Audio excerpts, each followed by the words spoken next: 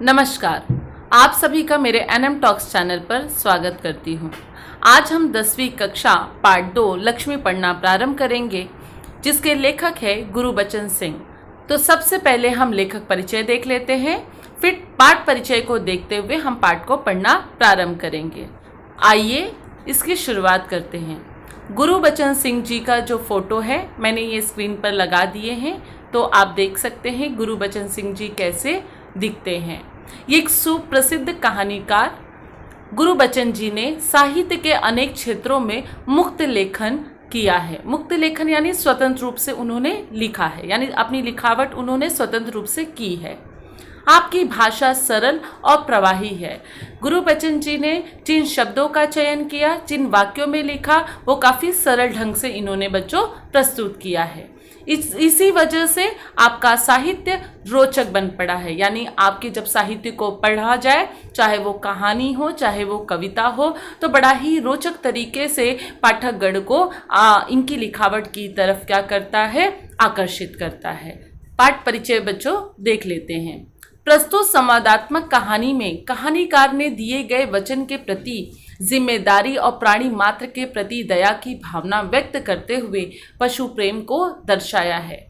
आपको इसमें ये बताया जाएगा कि दो लोगों के संवाद, यानी जो पात्र हैं उन पात्रों में जो संवाद होता है उसमें ये बताया जाएगा कि हम जो बोलते हैं, हमारे मुख से जो वाणी निकलती है, उसके प्रति जो हमारी जिम्मेदारी होती है, हमेशा हमें प्राणियों के प्रति अपने मन में दया की भावना को रखना चाहिए। और इन्हीं सभी का जायजा लेते हुए हमारे मन की भावनाओं को यहाँ पर व्यक्त किया गया है, वो भी पशु प्रेम के माध्यम से।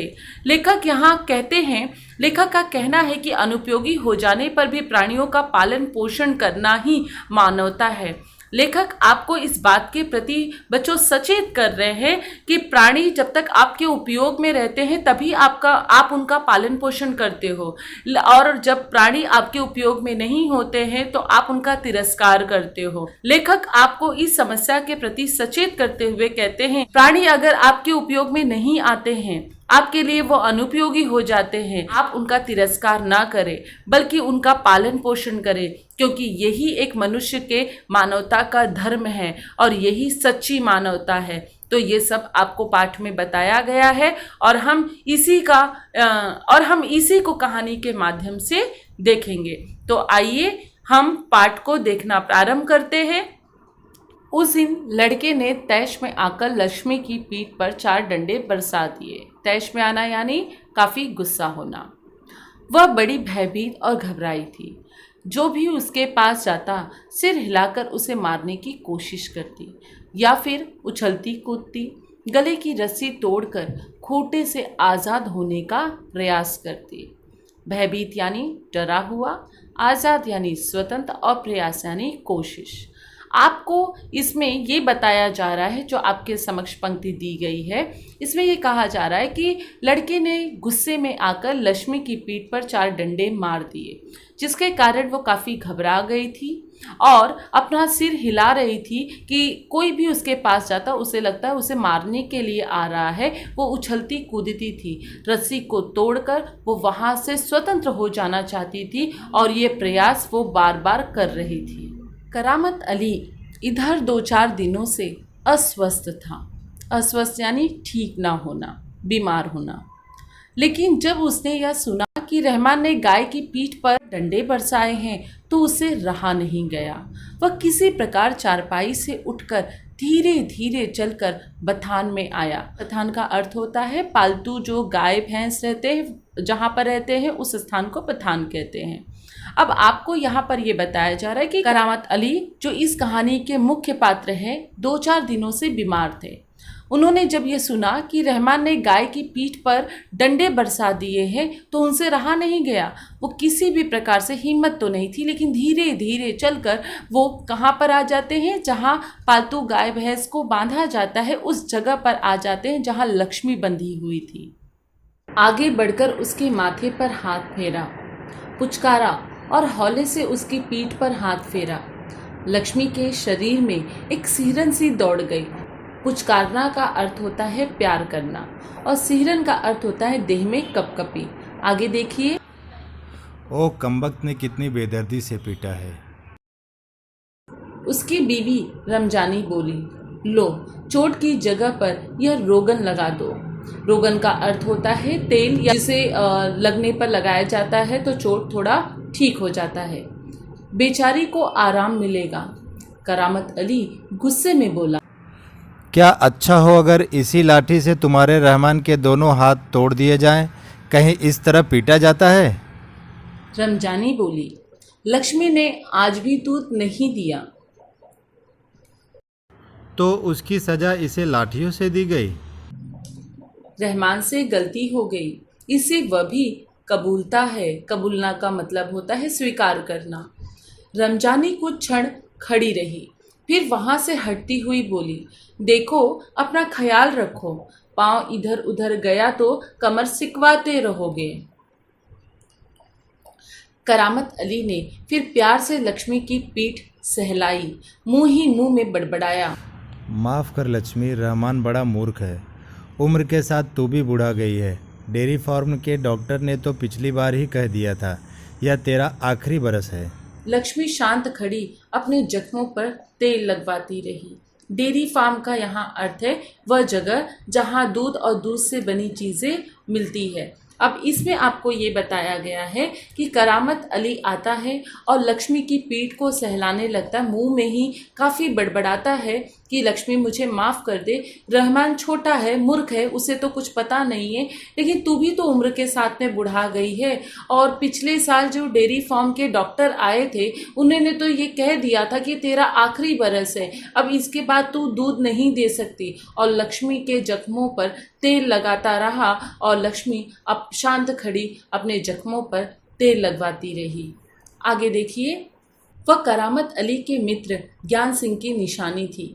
ज्ञान सिंह और करामत अली एक दूसरे के पड़ोसी तो थे ही, वे कारखाने में एक ही विभाग में काम करते थे। प्रायः एक साथ ड्यूटी पर जाते और एक साथ ही घर लौटते।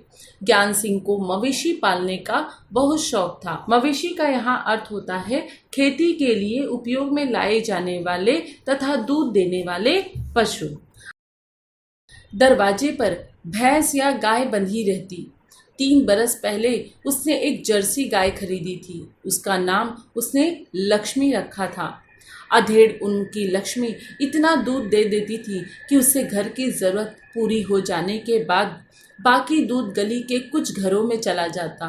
दूध बेचना ज्ञान सिंह का धंधा नहीं था, केवल गाय को चारा और दर्रा आदि देने के लिए कुछ पैसे जुटा लेता था। दर्रा का अर्थ होता है अनाज के छोटे छोटे टुकड़े, यानी जो गाय भैंस खाते हैं उनके लिए अनाज के छोटे छोटे टुकड़े जो हैं काफ़ी उपयोगी होते हैं, उनको बढ़ने के लिए, दूध देने के लिए, तो वो उनका चारा होता है, उसे ही कहा जाता है दर्रा। नौकरी से अवकाश के बाद ज्ञान सिंह को कंपनी का वह मकान खाली करना था। समस्या थी तो लक्ष्मी की। वह लक्ष्मी को किसी भी हालत में बेच नहीं सकता था, उसे अपने साथ ले जाना भी संभव नहीं था। जब अवकाश में 10-15 दिन ही रह गए तो करामत अली से कहा, मियाँ, अगर लक्ष्मी को तुम्हें सौंप दूं तो क्या तुम उसे स्वीकार करोगे? अवकाश का अर्थ होता है छुट्टी। अभी तक हमने जो पढ़ा, आइए सारांश देख लेते हैं। ज्ञान सिंह को पशु पालने का बड़ा शौक था। हमेशा उनके दरवाजे पे गाय और भैंस बंधी रहती थी। 3 साल पहले ही उन्होंने एक जर्सी गाय खरीदी थी जिसका नाम उन्होंने लक्ष्मी रखा था। लक्ष्मी की आधी उम्र बीत गई थी और वह दूध भी देती थी। उनके घर की सारी ज़रूरतें पूरी हो जाती थी और जो दूध बचता था वो और घरों में चला जाता था। दूध बेचना ज्ञान सिंह का कोई व्यापार नहीं था, कोई धंधा नहीं करता था, बल्कि जो उससे पैसे प्राप्त होते थे वो पशुओं के चारे के लिए उपयोग हो जाते थे, उतने पैसे वो जुटा लेता था।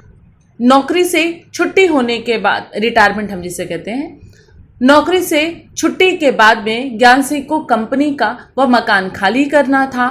अब समस्या ये थी कि वो लक्ष्मी को कहाँ रखे, क्योंकि लक्ष्मी को वो बेचना भी नहीं चाहता था और ये संभव भी नहीं था, मतलब ऐसा हो भी नहीं सकता था कि लक्ष्मी को वो अपने साथ में लेकर जाए।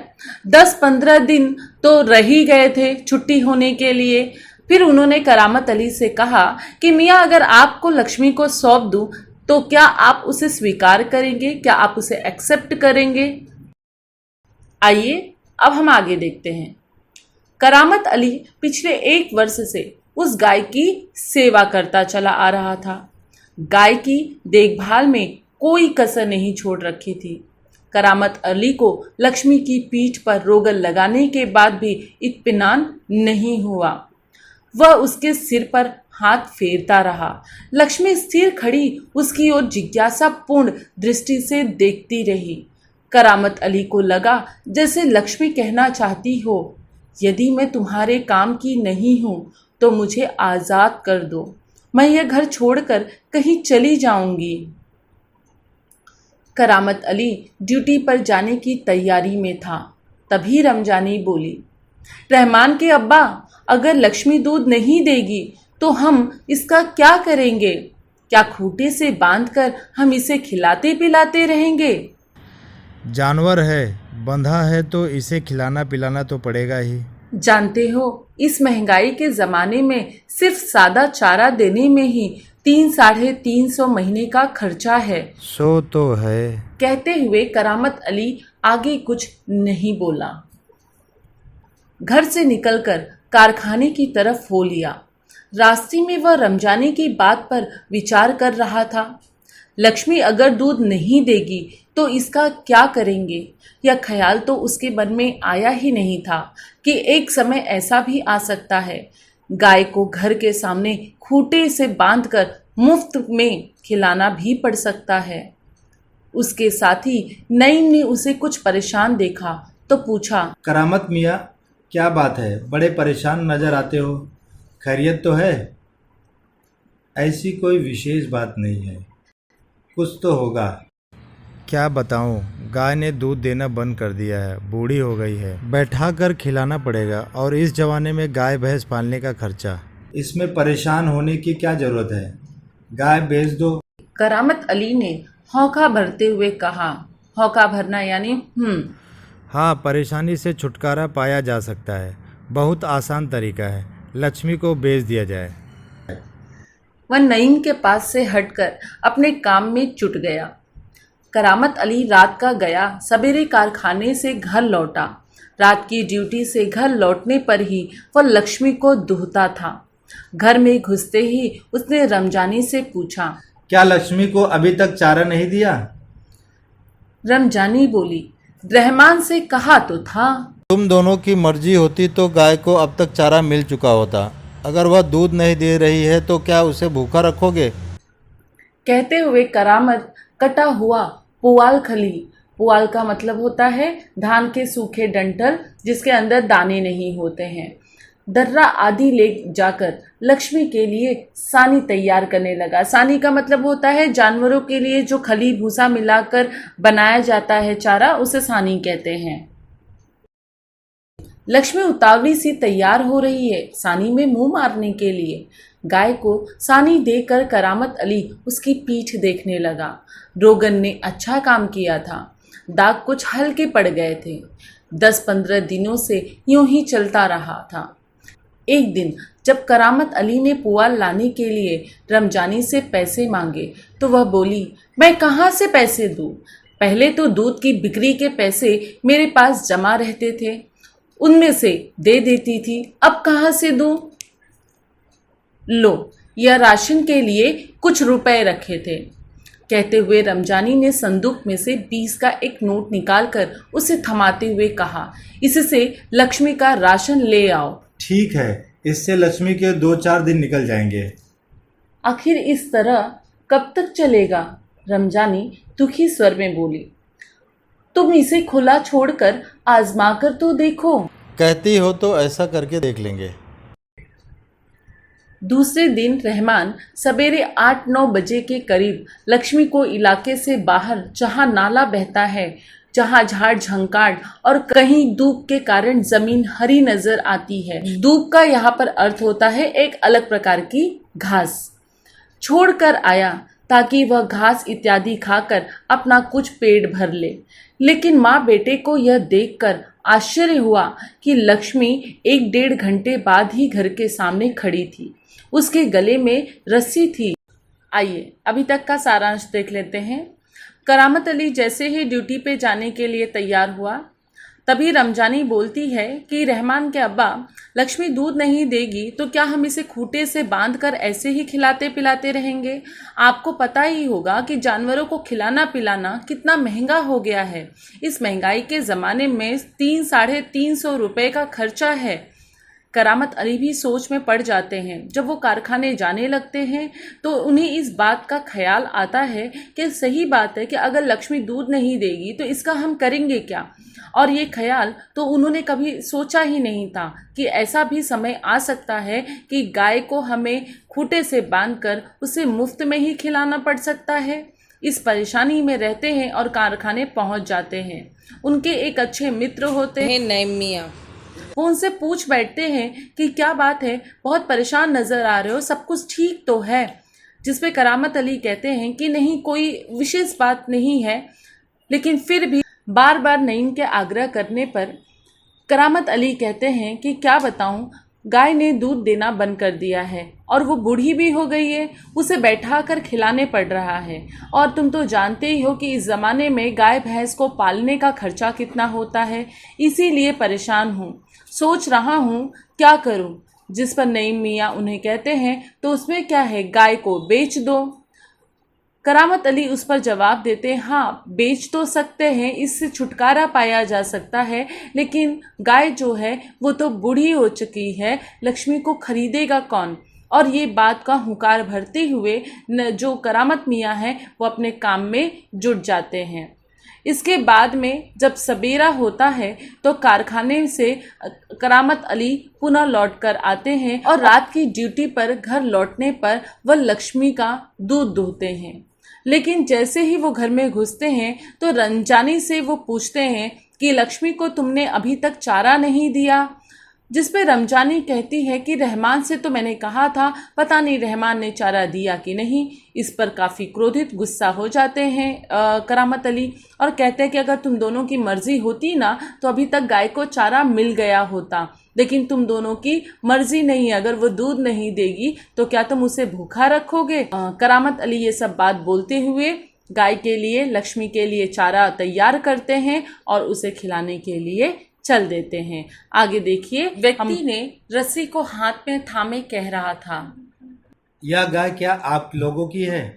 रमजानी ने कहा, हाँ। यह हमारी गाय का सब चारा खा गई, इसे आप लोग बांध कर रखें, नहीं तो काजी हाउस पहुंचा देंगे। रमजानी चुप खड़ी आगंतुक की बातें सुनती रही। काजी हाउस का यहाँ अर्थ होता है कि सरकारी पशुशाला जहाँ पर लावारिस पशुओं को बंद करके रखा जाता है। और आगंतुक का यानी अचानक से आया हुआ जो आदमी था, उसकी बातें रमजानी बड़ी ध्यान से सुन रही थी। अगला स्लाइड देखिए। दोपहर बाद जब करामत अली ड्यूटी से लौटा और नहा धोकर कुछ नाश्ते के लिए बैठा तो रमजानी उससे बोली, मेरी मानो तो इसे बेच दो। फिर बेचने की बात करती हो, कौन खरीदेगा इस बुढ़िया को? रहमान कुछ कह तो रहा था, उसे कुछ लोग खरीद लेंगे। उसने किसी से कहा भी है शाम को वह तुमसे मिलने भी आएगा। करामत अली सुनकर खामोश रह गया। उसे लग रहा था कि सब कुछ उसके इच्छा के विरुद्ध जा रहा है, शायद जिस पर उसका कोई वश नहीं था। करामत अली यह अनुभव करते हुए कि लक्ष्मी की चिंता अब किसी को नहीं है, खामोश रहा। खामोश रहना यानी चुप रहना। उठा और घर में जो सूखा चारा पड़ा था उसके सामने डाल दिया। लक्ष्मी ने चारे को सूंघा और फिर उसकी तरफ निराशापूर्ण आंखों से देखने लगी, जैसे कहना चाहती हो, मालिक यह क्या, आज क्या मेरे फाकने को यह सूखा चारा ही है? फाकना यानी खाने। दर्रा खली कुछ नहीं। करामत अली उसके पास से उठकर मुंह हाथ धोने के लिए गली के नुक्कड़ पर नल की ओर चला गया। 7-8 बजे के करीब रहमान एक व्यक्ति को अपने साथ लाया। करामत अली उसे पहचानता था। इसके पहले कि उससे कुछ औपचारिक बातें हो, करामत अली ने पूछा, क्या तुम गाय खरीदने आए हो? उसने जवाब में कहा, हाँ। बूढ़ी गाय है, दूध नहीं देती। तो क्या हुआ? तुम इसे लेकर क्या करोगे? मैं कहीं और बेच दूंगा। यह तुम्हारा पुराना धंधा है, मैं जानता हूँ। मुझे तुम्हें गाय नहीं बेचनी। करामत मियाँ ने उसे कोरा जवाब दे दिया। रमजानी करामत के चेहरे के भाव भांपती हुई बोली, क्या यह भी कोई तरीका है? आने वाले को खड़े खड़े दुत्कार कर भगा दो। तुम जानती हो वह कौन है? करामत अली ने कटुर स्वर में कहा, वह लक्ष्मी को ले जाकर वहां बेच आएगा जहां यह टुकड़े टुकड़े होकर बिक जाएगी। मेरे दोस्त ज्ञान सिंह को इसका पता चल गया तो वह मेरे बारे में क्या सोचेगा। उस दिन करामत अली बिना कुछ खाए पिए रात को बिना बिस्तर की चारपाई पे पड़ा रहा। नींद उसकी आंखों से कोसों दूर थी। रात काफी निकल चुकी थी। सवेरे देर तक वह लेटा ही रह गया। कुछ देर बाद करामत अली ने चारपाई छोड़ी, मुंह हाथ धो घर से बाहर निकल पड़ा। लक्ष्मी के गले से बंधी हुई रस्सी खूंटे से खोली और उसे गली से बाहर ले जाने लगा। रमजानी जो दरवाजे पे खड़ी ये सब देखती रही थी, बोली, इसे कहाँ ले जा रहे हो? करामत अली ने कहा, जहां इसकी किस्मत में लिखा है। अगला स्लाइड देखिए। वह लक्ष्मी को सड़क पर ले आया। लक्ष्मी बिना किसी रुकावट या हुज्जत के उसके पीछे पीछे चली जा रही थी। वह उसकी रस्सी पकड़े सड़क पर आगे की ओर चला गया। चलते चलते कुछ क्षण रुककर बोला, लक्ष्मी चल, अरे गौशाला यहाँ से 2 किलोमीटर दूर है। तुझे गौशाला में भर्ती करा दूंगा, वहाँ इत्मीनान से रहना। वहाँ तू हमारे घर की तुलना में मज़े से रहेगी। गौशाला का यहाँ पर अर्थ है जहाँ पर बहुत सारे गायों को रखा जाता है। भले ही मैं वहाँ ना रहूँ, पर जो लोग होंगे मेरे ख्याल से तुम्हारे लिए अच्छे ही होंगे। मैं कभी कभी तुम्हें देख आया करूँगा, तब तू मुझे पहचानेगी भी या नहीं खुदा जाने। कहते हुए करामत अली का गला भर आया। उसकी आंखों में आंसू उतर आए। चल लक्ष्मी चल, जल्दी जल्दी पैर बढ़ा। वह खुद किसी थके मांदे बूढ़े बैल की तरह भारी कदमों से आगे बढ़ने लगा। अब हम सारांश देख लेते हैं। लक्ष्मी उतावली तैयार रहती है अपना चारा खाने के लिए। करामत अली जब चारा लेकर आता है तो उसकी पीठ को देखता है कि रोगन दवाई ने अच्छा काम कर दिया है और दाग भी कुछ हल्के हो गए थे। 10-15 दिन तक ऐसा ही चलता रहा। करामत अली ने जब रमजानी से पैसे मांगे तो रमजानी ने कहा कि मैं पैसे कहाँ से दूँ? जब दूध बिकता था तो जो पैसे जमा होते थे मैं तुम्हें उसी में से चारा लाने को दे देती थी, लेकिन अब मेरे पास तो रुपए नहीं है, मैं कहाँ से लाऊं? ले लो, ये राशन के कुछ पैसे बचे हैं, तुम ले लो। और संदूक से क्या करती है, यानी तिजोरी से अपने 20 रुपए निकाल कर ला कर देती है और करामत अली के हाथ में थमा देती है। कहती है शायद इससे 2-4 दिन निकल जाए, लेकिन बताओ ये कब तक चलता रहेगा? काफी दुखी स्वर में, दुखी आवाज में वो कहती है। करामत अली से रमजानी कहती है कि इसे खुला क्यों नहीं छोड़ देते हो, एक बार ये आजमा कर तो देखो। करामत अली कहता है ठीक है, देखते हैं इसे भी। रहमान सवेरे 8-9 बजे लक्ष्मी को क्या करता है, बाहर ले जाता है जहां नाला रहता है, बहता रहता है, झाड़ झनकाट रहता है, घास रहता है। जैसे आपने गार्डन में देखा होगा तो गार्डन में जो घास होते हैं उसे दूब कहा जाता है। तो वो वहां पर हरी भरी जो जमीन होती है वहीं पर नजर आती है, छोड़ देता है कि जो गाय को अगर भूख लगे तो अपना पेट वहां पर भर सकती है। लेकिन माँ बेटे को ये देखकर बड़ा आश्चर्य होता है कि लक्ष्मी 1-1.5 घंटे के बाद उनके घर के सामने खड़ी रहती है और जो अनजान व्यक्ति उसे लेकर आता है रस्सी को थामे हुए हाथ में, कहता है ये गाय क्या आप लोगों की है? रमजानी कहती है कि हाँ ये तो गाय हमारी है। तो कहता है कि वो अनजान व्यक्ति, देखो अब इस गाय को बांध कर रखो वरना मैं क्या करूंगा, इसे लावारिस पशु जहां पर रहते हैं वहां पर छोड़ आऊंगा। रमजानी उस अनजान आदमी की बातें बड़े ध्यान से सुन रही थी और जब दोपहर में करामत अली ड्यूटी से लौट कर आता है, नहा धोकर खाने के लिए बैठता है, तब रमजानी उसे कहती है कि देखो मेरी बात मानो, इसे कहीं बेच दो। जिस पे करामत अली कहता है कि इस बूढ़ी गाय को कौन खरीदेगा? फिर इसके बाद रमजानी कहती है कि अरे रहमान जो है कह रहा था कि कुछ लोग इसे खरीद लेंगे, वो शाम को तुमसे मिलने भी आएंगे। करामत अली ये सब सुनकर खामोश रहा, क्योंकि करामत अली जो चाहता था वो तो हो ही नहीं रहा था और उसकी सोच पर उसका कोई वश नहीं था। करामत अली ये सब अनुभव कर रहा था और लक्ष्मी की चिंता भी उसे बार बार सताए जा रही थी।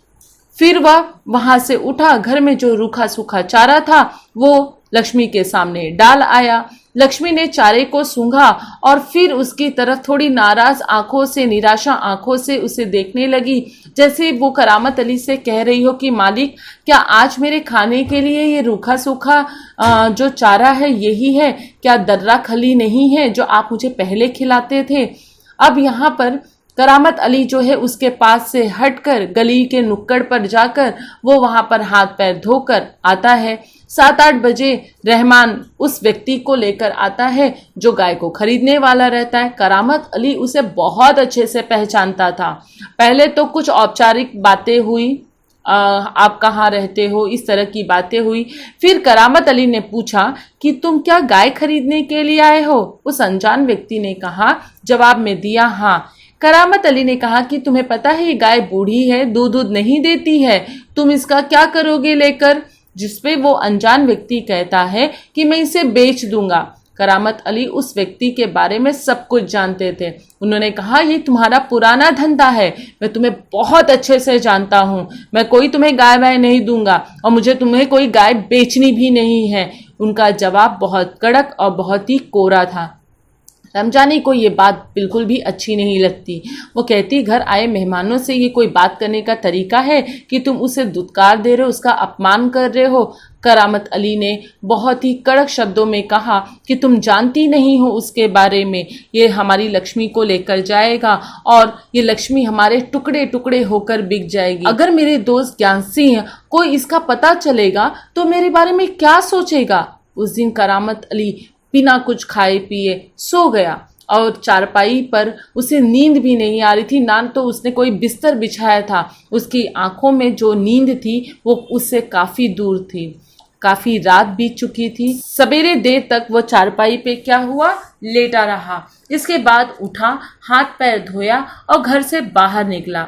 लक्ष्मी के गले में जो रस्सी पड़ी हुई थी उसे खूंटे से निकालकर उसने क्या किया, गली के बाहर लक्ष्मी को ले जाने लगा। रमजानी ये सब कुछ देख रही थी, जैसे वो बहुत कुछ कहना चाहती थी, लेकिन फिर उसने कहा कि इसे कहाँ ले जा रहे हो? करामत अली ने कहा कि जहाँ इसकी किस्मत जो है ले जाए।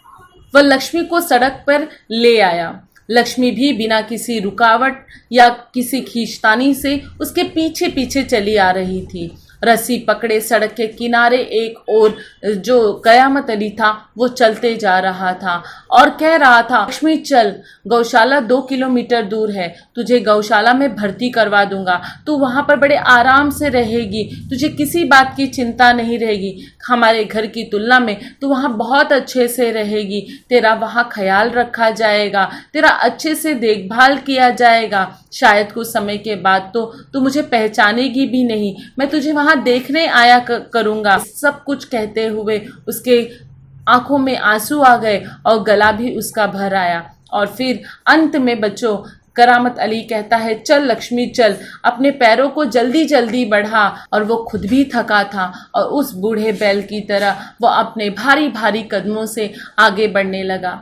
बच्चों, इस कहानी का ये मूल्यांकन, ये निष्कर्ष निकलता है कि जब गाय हमें दूध देती है तो वो हमारे लिए उपयोगी हो जाती है, लेकिन वही गाय अगर दूध देना बंद कर दे तो ये कहाँ का न्याय है कि वो हमारे लिए अनुपयोगी हो जाती है। हमें उसकी देखभाल नहीं करनी चाहिए। इन बातों पर हमें विशेष ध्यान देने की आवश्यकता है। लेखक ने मनुष्य की इसी क्रूर मानवता पर एक तीखा सा प्रहार किया है कि मनुष्य जो है वो काफी स्वार्थी होता है, वो केवल अपने बारे में सोचता है, वो प्राणियों के बारे में नहीं सोचता, उस जीव के बारे में नहीं सोचता जो खुद कुछ कह नहीं सकता है, वो आपकी ज़रूरतों को, वो मनुष्य की ज़रूरतों को पूरा करता है। तो ज़रूरी है कि हमें भी उसकी ज़रूरतों को पूरा करना चाहिए। जब हमारे घर में कोई बूढ़ा हो जाता है तो हम उसे बाहर तो फेंक नहीं देते, उसी प्रकार पशु जो है उसे भी अगर वो बूढ़ा हो जाए तो उसे फेंक देना नहीं चाहिए, बल्कि उसकी देखभाल करना चाहिए। आज का यह पाठ पढ़ाना मेरा कैसा रहा मेरे चैनल का कमेंट बॉक्स में जरूर लिखें। यह वीडियो अपने अन्य दोस्तों के साथ भी शेयर करें ताकि वो भी इसका लाभ उठा सके। मैं डॉक्टर निशा मिश्रा आप सभी से अलविदा लेती हूँ। फिर मिलती हूँ अपने नए वीडियो के साथ। तब तक जय भारत, जय हिंद, स्वस्थ रहे।